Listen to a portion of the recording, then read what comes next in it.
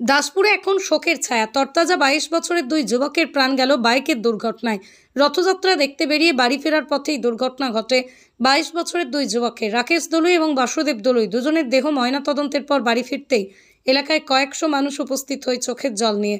এভাবেই তরতাজা দুই যুবক হারাতে হবে ভাবতেই পারছে না এলাকার মানুষজন। তবে প্রশ্ন উঠছে, মৃত্যুর সংখ্যাও বেড়ে উঠছে। এই বাইক দুর্ঘটনাতে যুব সমাজ কেন এত অশক্ত হচ্ছে? বাইকের দ্রুতগতির বলি হচ্ছে এই যুব সমাজের প্রাণগুলো। তারই প্রমাণ দিয়ে গেল দাসপুরের 22 বছরের রাকেশ দলুই এবং বাসুদেব দলুই।